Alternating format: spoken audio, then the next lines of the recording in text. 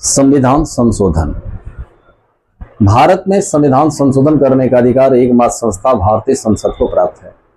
भारतीय संविधान के अनुच्छेद 368 के तहत संसद को अधिकार है कि संपूर्ण भाग में यानी संविधान के संपूर्ण भाग में संशोधन कर सकते हैं।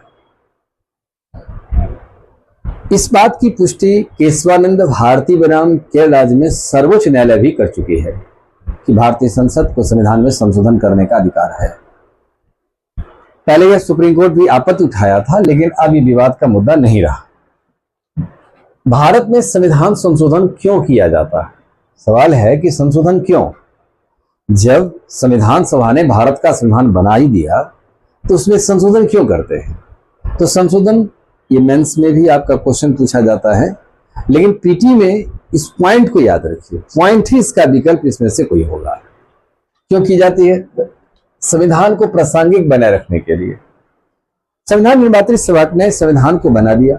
बनाने के बाद 26 जनवरी 50 को भारत का संविधान लागू हो जाता है। उस समय के कालक्रम को ध्यान में रख करके बनाए गए। अब धीरे धीरे समय बदल रहा है, तो भारत का संविधान प्रासंगिक कैसे बना रहे हैं? प्रासंगिक बनाए रखने के लिए संविधान में संशोधन की जाती है। एक विकल्प यह है।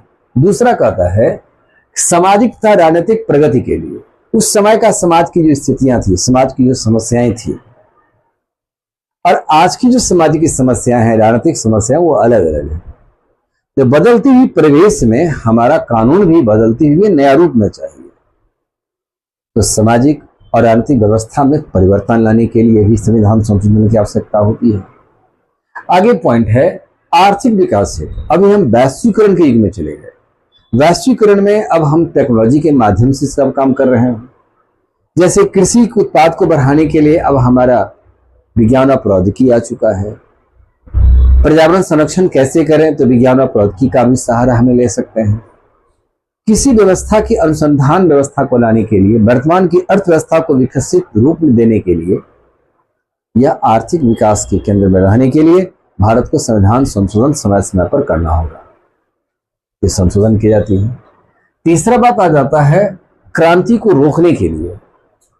यदि संविधान संशोधन नहीं होगा तो कोई भी कानून जनता पर थोपने के लिए होगा। तो जनता को विचार अभिव्यक्ति का अधिकार, आवाज उठाएगा, क्रांति होगी। तो भारत में गृह युद्ध का वातावरण ना बने, आंतरिक अशांति का माहौल का वातावरण ना बने, आवश्यकता है संविधान में संशोधन करने की। तो वहां संशोधन कर सकते हैं। लोकतंत्र को क्रांति मुक्त शासन कहा जाता है। राजतंत्र में क्रांति हुई, एक डिक्टेटरशिप भूमिका में भी क्रांति हो सकती है, लेकिन लोकतंत्र में सबकी आवाज होती है। आवाज को तुरंत निराकरण किया जाता है। जनता के हाथों में अंतिम सत्ता होती है और इस सत्ता को ध्यान में रखकर सरकार का निर्णय होता है। तो यहाँ पर लोगों क्रांति को रोकने के लिए, लोगों की आस्था बनाए रखने के लिए, भारत के संविधान के प्रति आपकी आस्था कैसे बनी रहेगी, इस व्यवस्था को पीढ़ी दर पीढ़ी कैसे स्वीकार करेगा, यह चीज जरूरी है कि संविधान में हर पीढ़ी के हिसाब से वह व्यवस्था लाना चाहिए। संविधान की मौलिकता के लिए, संविधान हमारी मौलिक बने रहे, वह अनेक लंबे समय तक चलता रहे। संविधान निर्मात्री सभा ने भारत का संविधान इस रूप में भी बनाने का प्रयास किया कि लंबा समय तक, दीर्घकाल तक भारत के संविधान बने रहे। इसकी मौलिकता है। इस मौलिकता को बनाए रखने के लिए भी हम संविधान के भीतर होते हैं। तो निश्चित रूप से एक सभ्य समाज का निर्माण होता है, एक सभ्य आचरण सिद्धांत का निर्माण होता है। इसीलिए संविधान संशोधन समय की मांग है और वो किया जाता है। अब है कि भारत में संविधान संशोधन 3 प्रकार के होते हैं। एक होता है साधारण बहुमत। साधारण बहुमत का मतलब है जितना सदस्य उपस्थित हैं, मतदान में भाग लिया, सदन के कुल सदस्य का 50% प्लस 1 वोट यदि समर्थन करता है, अर्थात लोकसभा है तो 273 सदस्य का समर्थन मिल गया, लोकसभा से विधेयक पास हो गया। फिर राज्यसभा में जाएगी, राज्यसभा भी 50% प्लस 1 वोट का समर्थन करेगा, देन राष्ट्रपति के पास जाएंगे। तो राष्ट्रपति की अनुमति मिलने के बाद संविधान का अनुच्छेद 111 के तहत तो संविधान संशोधन हो जाएगी। एक निश्चित रूप से संविधान संशोधन हो जाती है। तो साधारण बहुमत का मतलब यही है। साधारण बहुमत में किस किस प्रकार की विधेयक पर संसद संशोधन करती है, एक इसका एक बात ध्यान में रखिए कि यदि संसद को वह अधिकार है, कोई अपना निजी अधिकार है, तो निजी अधिकार का प्रयोग के लिए वह संशोधन इस प्रकार से कर सकता है, जैसे नवीन राज्य का निर्माण करना, किसी राज्य की सीमा बढ़ाना, किसी राज्य की सीमा घटाना, किसी राज्य का नाम का परिवर्तन करना, ये सारा काम में साधारण बहुमत आएगा। किसी राज्य विधान परिषद का सृजन करना, किसी राज्य विधान परिषद है तो उसका उत्साधन करना साधारण बहुमत से कर सकती है। तो संसद इस प्रकार से यह साधारण बहुमत से कर सकता है। जितने भी अधिकारी गण हैं, संसद सदस्य या सुप्रीम कोर्ट के न्यायाधीश, हाई कोर्ट के न्यायाधीश, महान्यायवादी, नियंत्रक महालेखा परीक्षक, इन सब का जो वेतन भत्ता में वृद्धि होगा साधारण बहुमत से होगा। इस प्रकार साधारण बहुमत की बात आएगी। नागरिकता के संदर्भ में साधारण बहुमत से संशोधन हो जाएगी। चुनाव संबंधी व्यवस्था यदि लाना चाहती है संसद, साधारण बहुमत से हो जाएगी। केंद्र शासित क्षेत्र का प्रबंध मैनेजमेंट कैसे किया जाए, आर्टिकल 239 कंप्लीट केंद्र को अधिकार दे रहा है, ये अब साधारण बहुमत से संशोधन हो जाएगी। SC/ST की संरक्षण, कैग के कार्य और वेतन, संसद, सर्वोच्च न्यायालय के न्यायाधीश का वेतन भत्ता, इस सभी बातों को मैंने संक्षिप्त में लिखा। यह भारतीय संविधान के अनुच्छेद 2, 3, 4, 103, 106, 108, 124, 169, 240, 239, 237, 328 जैसे संविधान संशोधन एक्ट में संशोधन यदि होता है तो ये सारा संशोधन में साधारण बहुमत चाहिए। साधारण बहुमत में 50% + 1 वोट का समर्थन यदि लोकसभा और राज्यसभा कर देगी, संविधान संशोधन हो जाएगा। यह प्रक्रिया भी दक्षिण अफ्रीका से लिया गया, लेकिन यह प्रक्रिया थोड़ी बहुत मिलती है ब्रिटेन के संविधान से। विशिष्ट बहुमत का मतलब है कुल सदस्य और मतदान में भाग लेने वाले उपस्थित और मतदान करने वाले सदस्य की 2/3 बहुमत का समर्थन हो जाए तो विशिष्ट बहुमत द्वारा संशोधन होगा। विशिष्ट बहुमत में यह देखना है कि न्यूनतम 50% + 1 सदस्य सदन के अंदर रहे, उतना मत कम से कम चाहिए। अन्यथा सदन का जितना सदस्य है और मतदान में कितना सदस्य भाग ले रहा है उसका 2/3 मेजॉरिटी। यही दरअसल भारत में संविधान संशोधन का एक विशिष्ट तरीका है जो संशोधन होता है। संशोधन का यह आशय है कोई चीज को जोड़ना या कोई चीज को हटाना, यह प्रक्रिया से ही संविधान में संशोधन मूलतः होती है। यह विशिष्ट बहुमत द्वारा होता है। उपस्थित और मतदान करने वाले सदस्य की 2/3 बहुमत। और जैसे इसमें कैसे होगा, आपातकाल 352 को लागू करना है तो 2/3 बहुमत चाहिए। अब यदि इसी प्रकार का यदि विधेयक से संदर्भित कोई विधेयक को पास करने की बात आएगी, जोड़ने की बात आएगी, 2/3 बहुमत चाहिए। यहां 2/3 बहुमत की आवश्यकता होगी, लेकिन न्यूनतम कम से कम 50% + 1 सदस्य मतदान में भाग ले। भारत की आधी राज्य और संसद से स्वीकृत भारत के जितने राज्य हैं उसकी आधी राज्य की विधानसभा पास करेगी। संसद के दोनों सदन लोकसभा और राज्यसभा पास करेगी।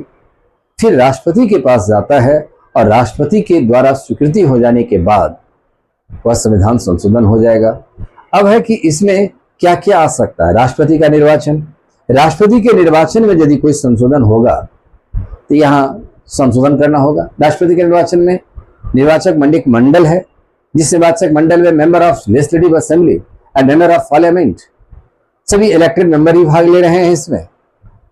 अब इसमें यदि कोई परिवर्तन की बात आएगी तो राज्य से भी गुजरना होगा। और 54 में राष्ट्रपति का निर्वाचन होता है, 55 निर्धारित कोटा है। अभी कोटा में भी यदि कोई परिवर्तन करने की बात आएगी तो ये इस राज्य भारत का अधिराज्य और संसद के दोनों सदन की स्वीकृति के साथ साथ भारत के राष्ट्रपति का स्वीकृति भी होना चाहिए। संघीय कार्यपालिका शक्ति का विस्तार, संघीय कार्यपालिका शक्ति केंद्र का 73 और राज्य का 162 में किसी प्रकार का संशोधन के लिए लाना पड़ेगा प्रस्ताव इस प्रकार का। संघ राज्य की न्यायपालिका में 124, 147, 214, 231, 241 में यदि कोई भी संशोधन होगा तो आप किसी प्रस्ताव से गुजरना होगा। संघ तथा राज्य की विधायी शक्ति एक्ट 245 से एक्ट 255 के बीच तक यदि हम जाते हैं यह संविधान संशोधन इसी रूप में होगा। संसद में राज्यसभा का प्रतिनिधित्व प्रदान यदि करते हैं तो प्रतिनिधित्व में अनुसूची 4 में संशोधन करने की बात आएगी, तो इसी तरीका से संशोधन करना पड़ेगा। 7वें अनुसूची से रिलेटेड जो केंद्र राज्य संबंध की बात है, इसमें भी इसी प्रकार का संशोधन करना पड़ेगा। इस प्रकार का संशोधन विश्व में देखा जाए तो संयुक्त राज्य अमेरिका, ऑस्ट्रेलिया, स्विट्जरलैंड से लिया गया। हालांकि भारत में यह संविधान संशोधन संयुक्त राज्य अमेरिका से लिया गया है। भारत में 3 तरीका से संविधान संशोधन होते हैं, तो दक्षिण अफ्रीका से साधारण बहुमत, विशिष्ट बहुमत लिया गया है, जबकि भारत का अधिराज और संसद से स्वीकृत विधेयक को संयुक्त राज्य अमेरिका से लिया गया है। अमेरिका से यह संविधान संशोधन लिया गया, तो 2 देश से संशोधन लिया गया है और कुल 3 तरीका से संविधान में संशोधन किया जाता है। अब आपका क्वेश्चन कैसे पूछा जाता है, अब देखिए क्यों किया जाता है। एक क्वेश्चन का पैटर्न हुआ, एक मॉडल ऐसा बना, इस मॉडल को याद रखिए। क्यों किया जाता है, संविधान को प्रासंगिक बनाने के लिए, मौलिकता बनाए रखने के लिए, आर्थिक विकास हेतु क्रांति को रोकने के लिए, लोगों में आस्था बनाए रखने के लिए। 3 तरीका से संशोधन होता है, साधारण, विशिष्ट और भारत का अधिराज और संसद के दोनों सदन से स्वीकृत विधेयक। अब है कि साधारण बहुमत में किस प्रकार के विधेयक से संशोधन कर सकते हैं। विधेयक का नाम रहेगा, एक इसमें से ये लेके खड़ा कर देगा। आप बताइए कि इसमें किस प्रकार का संशोधन होता है, नहीं होता है। तो 3 इससे जुड़ा रहेगा तो 1 इधर से ले आएगा, या 1 इधर से जोड़ेगा 3 इधर से जोड़ देगा। कौन है कौन नहीं, ऐसे तरह क्वेश्चन का स्वरूप बनेगा। इसीलिए इन सब मुद्दों को देखिए।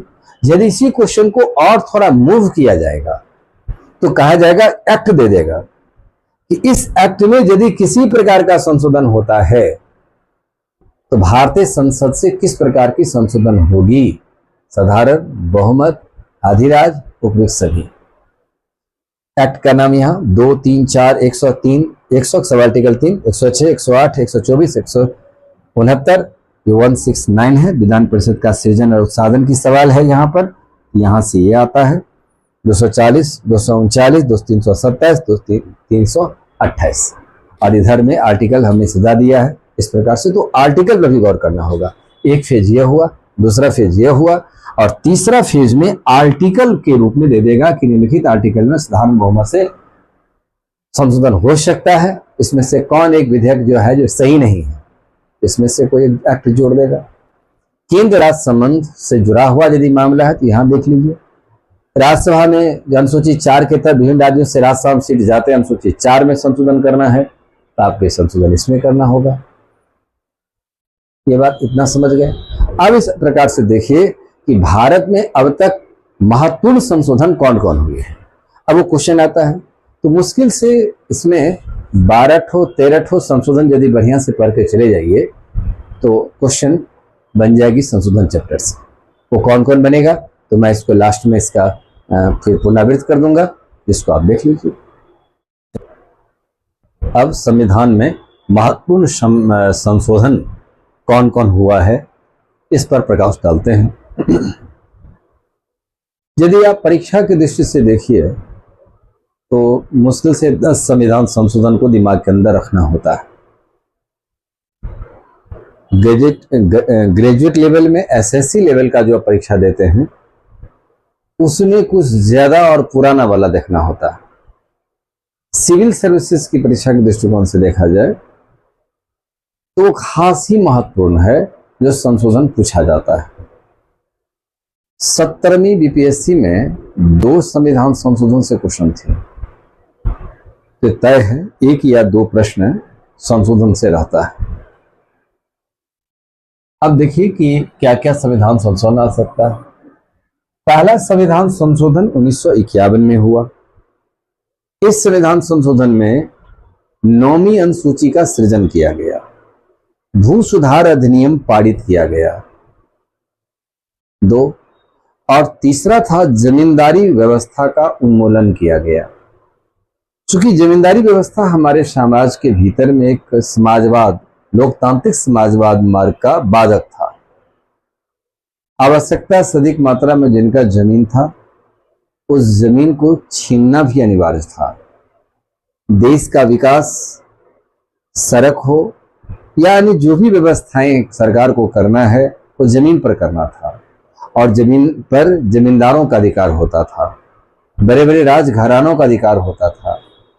भारत में ऐसे ही राजघराने और रियासत का प्रभुत्व होता था।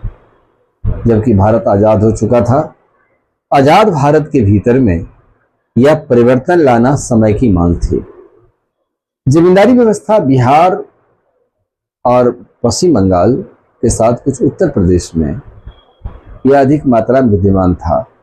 इसी के मद्देनजर यह प्रथम संविधान संशोधन किया गया। किसान आंदोलन से कांग्रेस राष्ट्रीय आंदोलन में नजदीक रह करके भी दूरियां बनाए रखा और स्वामी सहजानंद सरस्वती जो कहना चाहते थे उस विचारधारा को कांग्रेस अमल में नहीं ला सका। हालांकि कांग्रेस के नेता ने किसान आंदोलन के मंच पर शिरकत किया, लेकिन जब उनके वादा को पूरा नहीं हुआ तो यही बिहार है जहां दो प्रमुख बिहार के नेताओं को पुतला जलाया गया था। अब यह संविधान संशोधन है, पुतला किनका जला था वो बिहार स्पेशल में आप जिज्ञासा करिएगा। 51 में पारित हुआ। 1951 में यह जो संशोधन हुआ यह अंतरिम संसद द्वारा किया गया। अंतरिम संसद उस संसद को कहा जाता है जब भारत का संसद गठन नहीं हुआ, विकल्प के तौर पर आपको अधिकार दिया गया, तो अंतरिम संसद उस समय में कानून बनाने की व्यवस्थापिका के रूप में कार्य करने को अधिकृत किया गया था। ये था अंतिम संसद। एकमात्र संशोधन अंतरिम संसद के द्वारा हुआ, यानी संविधान सभा तब तक काम करता रहा जब तक कि संसद का गठन नहीं हो जाता।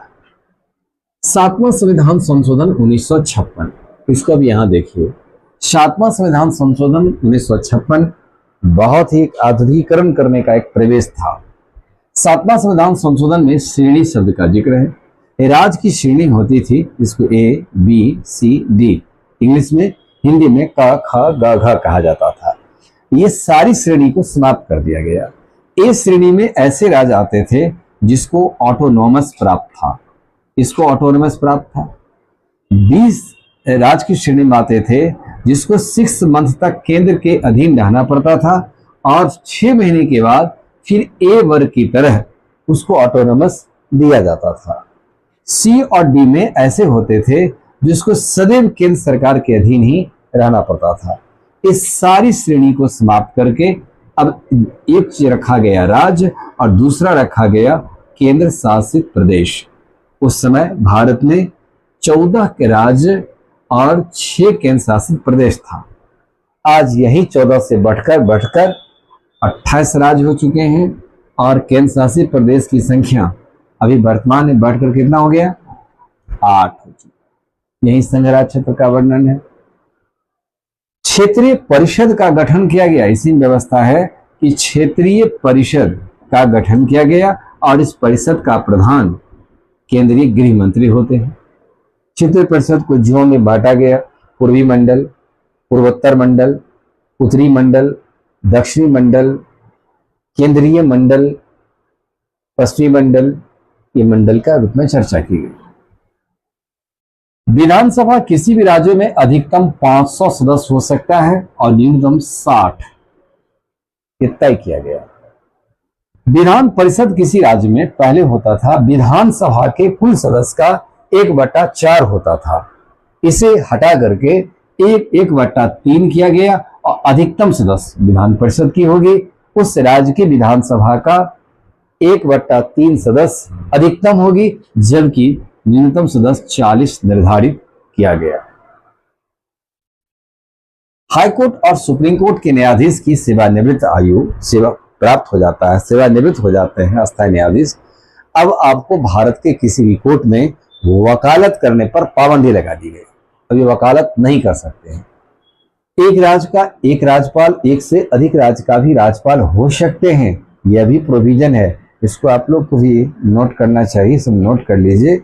एक राज्य में एक राज्यपाल, वह राज्यपाल एक से अधिक राज्यों का भी राज्यपाल हो सकते हैं। क्षेत्रीय परिषद का गठन किया गया और इस सब जो बताए हैं सब चीज को नोट करिए। अब चलिए 9वां संविधान संशोधन 1960, जिसमें भारतीय राज्य क्षेत्र में जो पुर्तगाल के अधीन जो राज्य था वह किस क्षेत्र को मिलाया गया 1960 में? भारतीय राज्य क्षेत्र। ऐसा समझिए, भारतीय राज्य क्षेत्र यदि हम किसी देश को देते हैं तो बेरुबारी बाद में सुप्रीम कोर्ट ने जजमेंट दिया था कि आपको जब तक संसद द्वारा स्वीकृति नहीं होगा आप नहीं दे सकते हैं। भारत और पाकिस्तान के बीच में समझौता के तहत बेरुबारी का क्षेत्र उस समय पाकिस्तान को प्रदान किया गया। अब वह पाकिस्तान का क्षेत्र नहीं है, वही बांग्लादेश का क्षेत्र है। ये क्षेत्र प्रदान किया गया। तो यह एक ऐतिहासिक निर्णय भी सुप्रीम कोर्ट का माना जाता है कि कार्यपालिका समझौता कर सकती है, सीमा विवाद का सॉल्यूशन कर सकता है, लेकिन यदि सीमा किसी क्षेत्र में परिवर्तन होगा, भारत को क्षेत्र देना पड़ेगा, तो उसके लिए भारतीय संसद से मंजूरी मिलना जरूरी है। 1910 संविधान 1961 दादर नगर हवेली को भारतीय राज्य क्षेत्र में शामिल किया गया। यह इस पर पुर्तगाल का अधिकार होता था, इसे भारतीय क्षेत्र में शामिल कर लिया गया। दादर नगर हवेली का भारत का हिस्सा बनता है 1961। यह क्वेश्चन पूछा भी गया था। 11वां संविधान संशोधन 1961 कहता है कि प्रेसिडेंट और वाइस प्रेसिडेंट के इलेक्शन के समय जब आ गया उसमें कुछ स्थान रिक्त भी रहता है, फिर भी प्रेसिडेंट और वाइस प्रेसिडेंट का निर्वाचन नियत हो चुकी है तो नियत समय पर होगा, उसे टाला नहीं जाएगा। अब 12वां संविधान संशोधन 1962 जिसमें गोवा दमन दीव जो पुर्तगाल के अधीन था वो भारत का हिस्सा बना और भारतीय राज्य क्षेत्र में गोवा दमन दीव शामिल हो जाता है।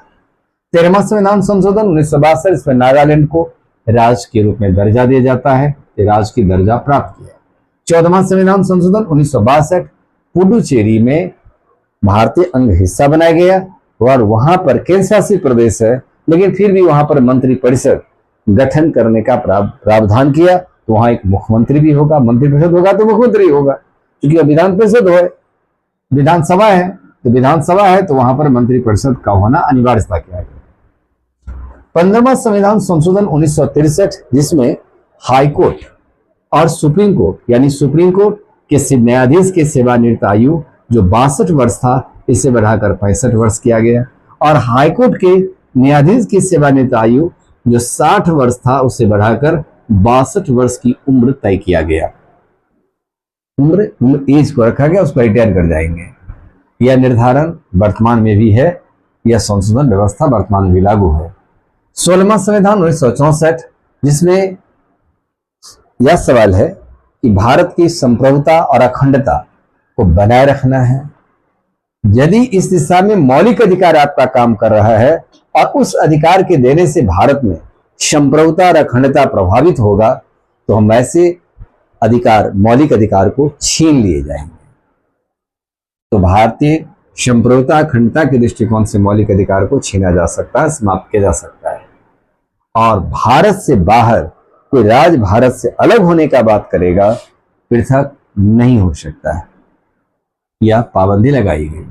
18वां संविधान संशोधन 1966 पंजाब का पुनर्गठन किया गया और पंजाब गुरुमुखी भाषा पर पंजाब बनाए जाते हैं और हिंदी भाषा के नाम पर हरियाणा बनाए जाते हैं और दोनों की राजधानी चंडीगढ़ को रखा गया और चंडीगढ़ को केंद्र शासित प्रदेश बनाया गया। यह बाथी और हिमाचल प्रदेश केंद्र शासित प्रदेश का हिस्सा बना। 21वां संविधान संशोधन 1967 जिसमें सिंधी भाषा पहली भाषा हमारी है जो संविधान की अष्टम अनुसूची में शामिल हुआ। 14 भाषा को संविधान सभा ने दिया था। 15वां भाषा हुआ सिंधी जिसको भारतीय अष्टम अनुसूची में शामिल किया गया। 24वां संविधान संशोधन 1971 देखिए, यहां से पहले एक लॉट याद रखिए, इसको हम याद कैसे करें। पहला मैं एक छोटे शब्दों में लिखा, उस शब्द को याद रखिए। जैसे देखिए रिवीजन में पहला संविधान संशोधन कब हुआ, 1951। अंतरिम संसद था, सरकार पंडित जवाहरलाल नेहरू की थी और वो अंतिम सरकार चला रहे थे। इस समय में यह संशोधन हुआ, उसमें क्या चीज लागू किया, जल्दी जल्दी बताइए। भू सुधार अधिनियम, 9वीं अनुसूची और जमींदारी उन्मूलन। 3 बात तो याद रहना चाहिए, सबको बोलिए। 7वां संविधान संशोधन 1956 राज्य की श्रेणी समाप्त किया गया। इसके स्थान पर क्या रखा गया? राज्य और केंद्र शासित प्रदेश रखा गया। उस समय राज्य की संख्या कितनी थी? अभी 14 और केंद्र शासित प्रदेश 6 और 14 से बढ़ते बढ़ते फिर कितना हो गया? 28 और केंद्र शासित प्रदेश वर्तमान में 8 है। सुप्रीम कोर्ट और हाईकोर्ट के न्यायाधीश जब सेवानिवृत्त हो जाते हैं, अस्थायी न्यायाधीश, तो किस संविधान संशोधन द्वारा उन पर पाबंदी लगाई गई है कि आप वकालत नहीं कर सकते हैं? 7वां संविधान संशोधन 1956। विधानसभा का अधिकतम सदस्य का आकार कितना है? 500, न्यूनतम 40। विधान परिषद अधिकतम उस राज्य की विधानसभा का 1/3 और न्यूनतम 40 निर्धारित किया गया है। इतनी बात तो है। क्षेत्रीय परिषद का गठन किया गया। क्षेत्रीय परिषद का प्रधान कौन होते हैं? केंद्रीय गृह मंत्री। ये बात क्लियर है। अब उसके बाद दिया गया 9वां संविधान 60। भारतीय क्षेत्र में भारत और पाक के बीच में बात किया गया और संवाद करने के बाद भारत और पाक के बीच की संवाद हुई। संवाद के तहत बेरोबारी का क्षेत्र भारत ने बांग्लादेश को, उसमें पाकिस्तान को सौंपा, जो वर्तमान में बांग्लादेश में है। 10वां संविधान 1961 दादरा नगर हवेली भारत के अधीन आता है और ये पहले पुर्तगाल इस पर शासन करता था। 11वां संविधान 1961। अब आप लोग बोलिए, प्रेसिडेंट वाइस प्रेसिडेंट के इलेक्टोरल कॉलेज में यदि कुछ स्थान खाली भी रहता है और इनका निर्वाचन तय किया गया है तो नियत समय पर निर्वाचन होगी। उसके बाद है 13वां संविधान 1962, जिसमें से नागालैंड को राज्य बनाया गया। ये बहुत बार क्वेश्चन पूछा भी गया, इसको यहाँ देख लीजिएगा। 7वां को देख लीजिए, पहला को देख लीजिए, ये महत्वपूर्ण अनुच्छेद 3 के भीतर आता है। और 14वां संविधान संशोधन, जिसमें पुडुचेरी को भारत का हिस्सा शामिल किया गया, वहां एक विधानसभा बनाई गई, वहां मंत्री परिषद भी तैयार बनाया गया। 15वां संविधान संशोधन ये देखना होगा कि वर्तमान में भी चल रहा है, जिसमें हाईकोर्ट और सुप्रीम कोर्ट के न्यायाधीश की उम्र सीमा वृद्धि की गई। सुप्रीम कोर्ट के न्यायाधीश की आयु सीमा 60 वर्ष उम्र से बढ़ाकर 62 वर्ष उम्र से बढ़ाकर 65 वर्ष उम्र किया गया और हाईकोर्ट के न्यायाधीश की सेवानिवृत्ति आयु 60 से बढ़ाकर 62 वर्ष उम्र किया गया। तो ये वर्तमान में भी चल रही है। 16वां संविधान संशोधन 1964, इसमें है कि जब भारत की संप्रभुता और अखंडता पर यदि कोई व्यक्ति का मौलिक अधिकार से, देश की जनता की मौलिक अधिकार से यदि ये प्रभावित होता है तो हम वहां पर आपको रोक सकते हैं, अर्थात मौलिक अधिकार छीन सकते हैं। इसलिए भारत से वो भी राज्य को अलग नहीं किया जा सकता है, पृथक करने का आवाज कोई नहीं उठा सकता है। 18वां संविधान संशोधन क्या करता है? पंजाब का पुनर्गठन किया गया, गुरुमुखी भाषा पर पंजाब बना, हिंदी भाषा के नाम पर हिंदी बना और चंडीगढ़ को दोनों प्रदेश की, पंजाब और हरियाणा की राजधानी रखा गया और चंडीगढ़ केंद्र शासित प्रदेश बना, हिमाचल प्रदेश केंद्र शासित प्रदेश बना।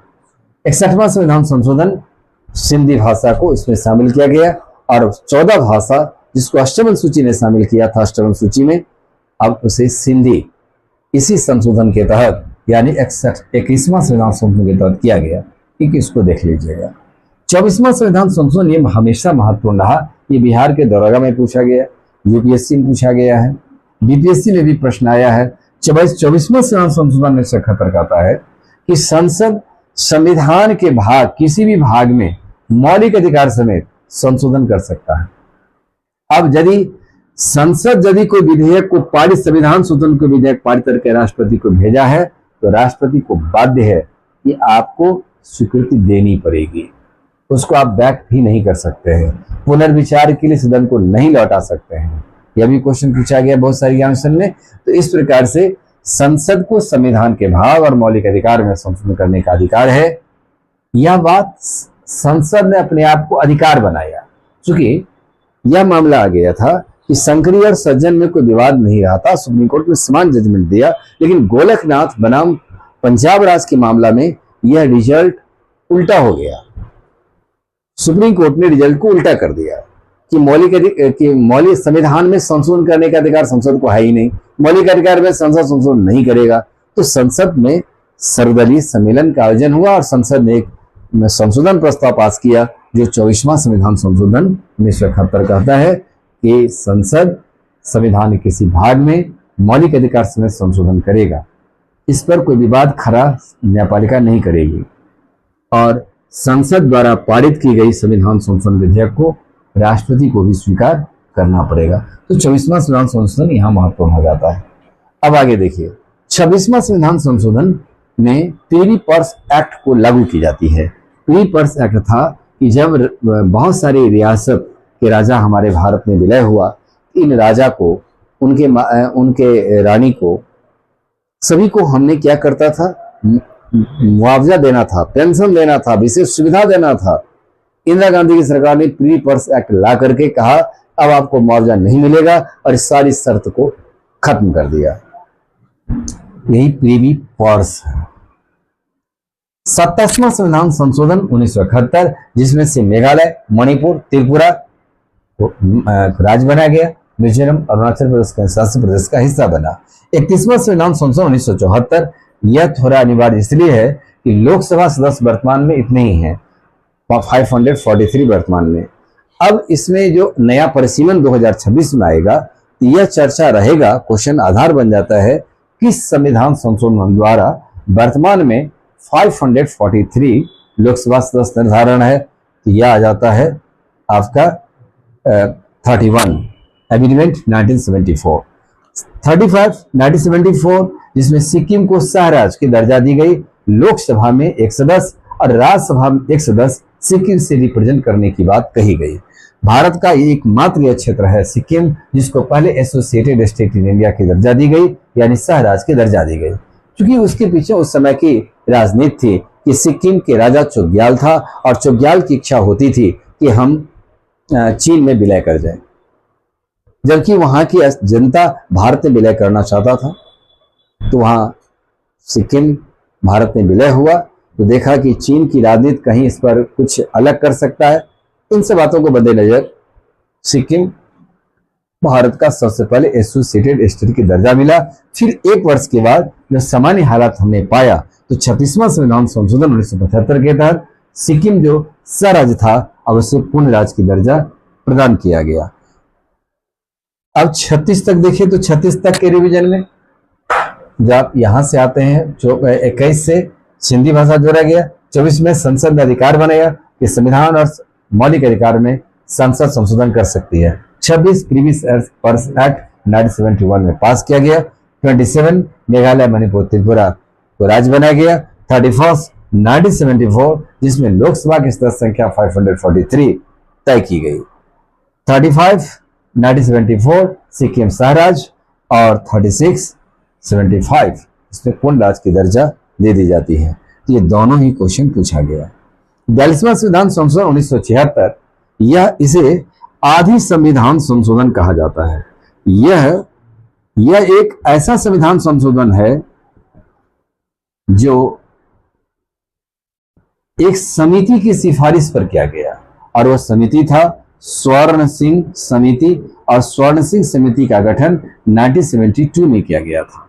इसी समिति के रिपोर्ट पर 42वां संविधान संशोधन 1976 पारित होती है और वो देश में लागू भी हो जाता है। इसलिए मैक्सिमम भागों में संशोधन हुई, इसलिए आधि संविधान कहा जाता है संशोधन। इस संशोधन के तहत पहली बात था कि प्रस्तावना में समाजवादी, पंथनिरपेक्ष और अखंडता शब्द को जोड़ा गया। दूसरा बात था कि राष्ट्रपति के अधिकार को थोड़ा कुचल दिया गया और प्रधानमंत्री के अधिकार में वृद्धि कर दी गई।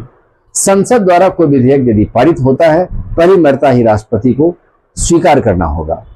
दूसरा बात यह था कि मंत्रिमंडल एक बार जो निर्णय देगी, राष्ट्रपति को उसी समय उसको बाध्य होना होगा स्वीकार करने के लिए, यानी वापस भेजने की बात नहीं कही गई। लोकसभा का कार्यकाल 5 वर्ष था, इसे बढ़ा करके 6 वर्ष कर दिया गया कि थोड़ा अधिक समय पर चुनाव हो। 5 वर्ष जल्दी आ जाती है तो वहां पर चुनाव पर खर्च बैठ रहा है। इंदिरा गांधी ने ऐसी सोची तो अभी आपका लोकसभा की कार्यकाल 5 वर्ष से बढ़ाकर 6 वर्ष कर दिया गया, ये 42वां संविधान संशोधन द्वारा। फिर मंत्रिमंडल की सलाह को मानने के राष्ट्रपति को बाध्य किया गया।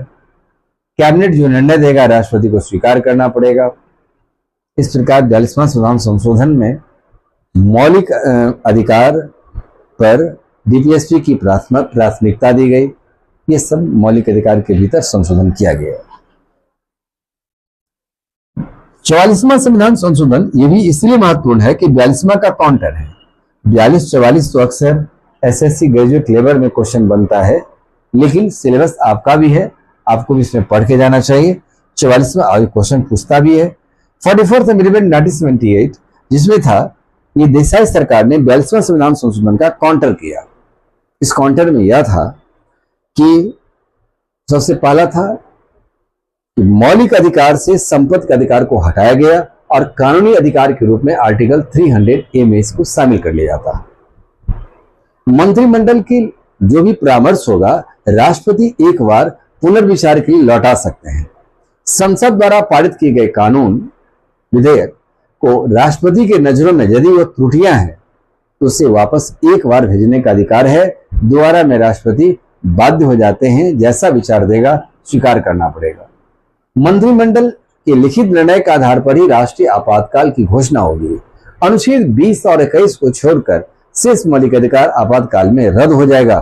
यह सब 44th अमेंडमेंट में ही ये लाया गया प्रस्ताव था। 52वां संविधान संशोधन 1985 इसमें कहता है दल बदल अधिनियम। दल बदल है कि एक दल से दूसरे दल में आप जाएंगे तो आपकी सदन की सदस्यता समाप्त हो जाएगी। इसलिए सदन में आचार संहिता का उल्लंघन करने पर, आप पार्टी के अनुशासन का उल्लंघन करने पर भी सदस्यता समाप्त होगा। अभी आप उसको समझ लीजिए, यहां या लिखना है तो आप लिख सकते हैं इसको। एक दल का सदस्य 52वां संविधान संशोधन में स्पेस जहां छोड़े थे, एक दल का सदस्य दूसरे दल में शामिल होता है तो उसे अयोग्य करार दिया जाएगा।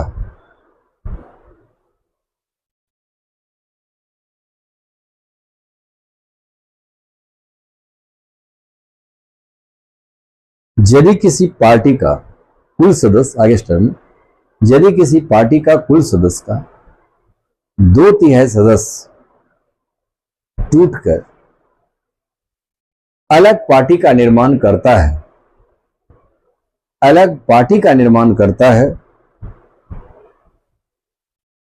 तो सदस्यों की सदन की सदस्यता बरकरार रहेगी। सदस्यता बरकरार रहेगी।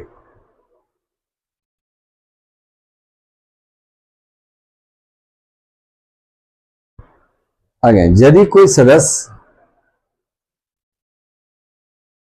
किसी पार्टी के टिकट पर चुनाव लड़ते हैं और जीत जाते हैं,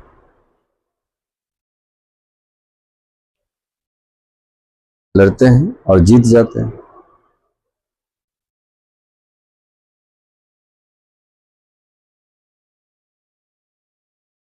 और ये शपथ लेने से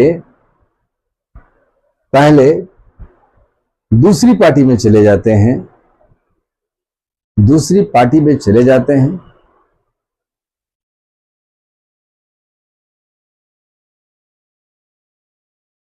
तो सदन की सदस्यता बरकरार रहेगी।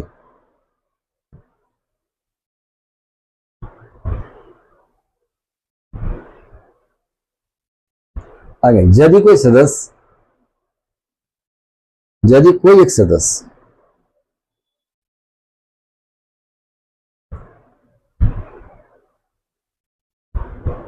यदि कोई एक सदस्य पार्टी से टूटकर अलग पार्टी का निर्माण करते हैं,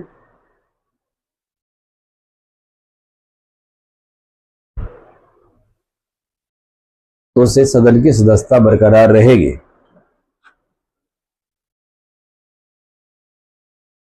इसे दलदल अधिनियम में रखा गया है। आगे, पार्टी की व्हीप का विरोध करने पर, पार्टी की व्हीप का विरोध करने पर सदन की सदस्यता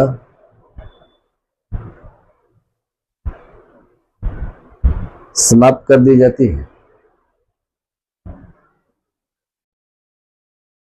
यह है दलदल अधिनियम। ठीक है, एक चीज लिख लीजिएगा, इसमें 10वीं अनुसूची का ऐसी संशोधन तथा सृजन किया गया, 10वीं अनुसूची का निर्माण किया गया। कोई में लिखना 10वीं अनुसूची का निर्माण। चलिए आगे आगे है 53वां संविधान संशोधन 1986 जिसमें मिजोरम को राज्य बनाया गया। 56वां संविधान संशोधन 87 गोवा को भारत का पूर्ण राज्य का दर्जा बनाया गया। 61वां संविधान संशोधन 1989 ये अक्सर क्वेश्चन आता है, जिससे मतदाता की आयु सीमा 21 वर्ष से घटाकर 18 वर्ष किया गया। 17वां संविधान संशोधन 1992 दिल्ली पुडुचेरी को राष्ट्रपति के निर्वाचन में भाग लेने का इलेक्टोरल कॉलेज का सदस्य का स्थान दिया गया। 17वां संविधान संशोधन। 71वां संविधान संशोधन 1992 जिसमें मणिपुर, नेपाली, कोंकणी 3 भाषा को संविधान की अष्टम अनुसूची में शामिल किया गया। अभी आप एक बात यहां देख लीजिए कि सिंधी भाषा 21वां संविधान संशोधन के तहत जोड़ा गया। अब यहां पर 17वां संविधान संशोधन के तहत 3 भाषा इसके भीतर 71वां संविधान संशोधन के जरिए 3 भाषा इसमें जोड़ा गया, जिससे मणिपुर, नेपाली और कोंकणी था। 73वां संविधान संशोधन 1992 पास हुआ। 93 इसमें ग्राम पंचायत और 11वीं अनुसूची का सृजन किया जाता है। 74वां संविधान संशोधन 1992 यह सेम चक्र के साथ ही सदन में प्रस्ताव भी आया और पारित भी हुआ, तो फिर इसे नगर पालिका अधिनियम के रूप में पारित किया गया। यह बात आती है 74वां संविधान संशोधन। 86वां संविधान संशोधन 2002 जिसमें शिक्षा के अधिकार को मौलिक अधिकार का हिस्सा बनाया गया, मौलिक अधिकार में शामिल किया गया। भारतीय संविधान के अनुच्छेद 51A में इसको जोड़ा। भारतीय संविधान के अनुच्छेद 21A मौलिक अधिकार में यह हिस्सा में जोड़ा गया। फंडामेंटल राइट में इसको जोड़ा जाता है। एक दूसरा है एक्ट 45 जिसमें डीपीएसपी में जोड़ा गया, और एक है एक्ट 51A जिसमें से 11 मौलिक कर्तव्य वर्तमान में शामिल है, जिसमें शिक्षा को भी दिया कि आप अभिभावक हैं, आपके अंडर में कोई बच्चा है, उसको पढ़ाना पड़ेगा। यह भी क्वेश्चन पूछा गया कि भारतीय संविधान में शिक्षा का अधिकार कब सम्मिलित हुआ। 86वां संविधान संशोधन 2002 जिसमें से अनिवार्य अधिकार के रूप में रखा गया था। 51वां संविधान संशोधन 2003 जिसमें मंत्री परिषद का आकार तय किया गया। क्योंकि आवश्यकता से अधिक मंत्री बने रहने से निश्चित है कि देश में एक भार पड़ता है, अर्थव्यवस्था बोझिल होता है, तो यहाँ पर व्यवस्था किया गया कि केंद्र में निम्न सदन अर्थात लोकसभा के कुल सदस्य का ये 15% से अधिक नहीं हो सकता, और राज्य में विधानसभा का मेंबर ऑफ लेजिस्लेटिव असेंबली के विधानसभा के आकार का भी 15% से अधिक नहीं होगा। वहीं एक प्रावधान यह भी किया गया जहां पर 40 से कम विधानसभा सदस्य है वहां पर मंत्रिपरिषद की सदस्य संख्या 12 तक हो सकता है। 92वां संविधान संशोधन 2003 जिसमें 4 भाषा मैथिली, डोगरी, संथाली और बोडो भाषा को शामिल किया गया। यहाँ पर आज ही 2003 4 भाषा शामिल किया गया। यहाँ पर 21वां संविधान संशोधन 1967 सिंधी को जोड़ा गया, और 71वां संविधान संशोधन 1992 जिसमें रखा गया मणिपुर, नेपाली और कोंकणी को जोड़ा गया। ये 3 संशोधन एक साथ इसको पढ़ लीजिए। 99वां संविधान संशोधन 2014 जिसमें नरेंद्र मोदी की सरकार ने कॉलेजियम प्रणाली को खत्म करके राष्ट्रीय न्यायिक नियुक्ति आयोग गठन किया, लेकिन सुप्रीम कोर्ट ने जिस तरीका से अपना बयान दिया उसमें मोदी सरकार को झुकना पड़ा, और राष्ट्रीय न्यायिक नियुक्ति आयोग फिलहाल अभी प्रभावहीन है, अभी लागू नहीं हुआ। 100वां संविधान संशोधन 2015 जिसमें से भारत बांग्लादेश को 1716.63 एकड़ भूमि प्रदान किया, और यह 151 इनक्लेव प्रदान किया। बांग्लादेश से भारत को 7110.02 एकड़ भूमि प्रदान किया, अर्थात 51 इनक्लेव प्रदान किया। 101वां संविधान संशोधन जिसमें जीएसटी को लागू किया गया। 102वां संविधान संशोधन 2018 जिसमें राष्ट्रीय पिछड़ा वर्ग आयोग का गठन किया गया। 103वां संविधान संशोधन 2019 जिसमें आर्थिक रूप से जो पिछड़े हुए सवर्ण हैं उसको 10% आरक्षण का प्रावधान किया गया है। 104वां संविधान संशोधन 2021, जिसमें से यह 2003 तो हो गया, 103वां संविधान संशोधन 10% सवर्णों को आरक्षण दी जाती है। 104वां संविधान संशोधन 2021, इसमें क्या पास किया गया? भारत में 2 आंग्ल भारतीय सदस्य को कार्यपालिका प्रमुख नियुक्ति करते थे। यह भारतीय संविधान के एक्ट केंद्र में लोकसभा में 2 सदस्य जाते थे 331, और राज्यसभा में इतने ही सदस्य 333 के जाते थे। इसमें संशोधन कर दिया गया कि अब ये नहीं जाएंगे, लेकिन SC ST जो है उसकी आरक्षण अवधि 10 वर्ष के लिए बढ़ाया गया। कोविड के कारण 2020 में बात पास न होकर के 21 में पास हुआ। इस प्रकार यह लागू हो जाता है। 104 और 106वां संविधान संशोधन विधेयक जो है यह ऑलरेडी नारी बंधन से है। इसको 2026 में जब नया परिसीमन गठन किया जाएगा तो नया परिसीमन की रिपोर्ट के आधार पर तब फिर 2029 से इसको लागू करने की बात कही जाएगी। तो ये संशोधन है, और संशोधन इतना महत्वपूर्ण है, इस महत्वपूर्ण संशोधन की ईमानदारी से पढ़ करके जाना होगा। अब पढ़कर कौन कौन जाना होगा, इतने में हम जो टिक लगाए हैं उसको देख लीजिए। और उसके बाद 73, 74 ये कहा जाता है, 91 पूछता है, 92 और 100 नहीं पूछ, 100 पूछ सकता है बांग्लादेश के पट्टन पर। 101 GST पूछता है। 102 राष्ट्रीय पिछड़ा वर्ग आयोग का गठन किया गया, 2 भी पूछा है। 103 में आपका सवर्ण का 10% आरक्षण दिया जाता है। 104, ये 104 का उतनी महत्वपूर्णता नहीं है, लेकिन वह खत्म हुआ इसलिए हमने उसको रख दिया। 104 संविधान संशोधन और 106वां संविधान, प्रधानमंत्री नारी बंधन किया, नारी बंधन कहा इस कमेटी को, संशोधन को। और आरक्षण जो है इसका कितना, 35% अब महिला को आरक्षण होगा। हालांकि महिला आयोग, महिला में सबसे पहले समिति गठन किया गया था, जिसमें से PV नरसिम्हा राव की सरकार थी, और PV नरसिम्हा राव की सरकार इसको लागू नहीं करा पाए, तो राष्ट्रीय नरेंद्र मोदी की सरकार ने इसको लागू किया, जो भी वर्तमान में 35% आरक्षण होगा। और यह जो आरक्षण है 2029 के चुनाव से लागू होगा। नया परिसीमन 2026 में गठित होगा। इसमें जो महिला सीट होगा तो निश्चित रूप से उसका रिजर्व कर दिया जाएगा। यह रिजर्वेशन 10 वर्ष यानी 2 चक्र के लिए ही होगा, 2 कार्यकाल के लिए होगा, फिर उसको बदला जाएगा। क्या 33% आरक्षण का प्रावधान है। 33% आरक्षण का मतलब यह हो गया कि अब 35% बिहार सरकार ने दिया है स्टेट गवर्नमेंट में महिला को रिजर्वेशन। 106वां 33% ये आरक्षण देने की बात है। अब ये संशोधन में 106 को भी आप देख लेंगे। कितनी बात है संशोधन, 1 2 3 4 5 6 7 8 9 10, बस उसके ऊपर तो नॉलेज के लिए भी दिए हैं 11 12। इतना सुन पढ़ जाइए। बीपीएससी में देखिएगा सदी क्वेश्चन आती भी नहीं है, इत्मीनान से गंभीरता के साथ इसको पढ़ेंगे।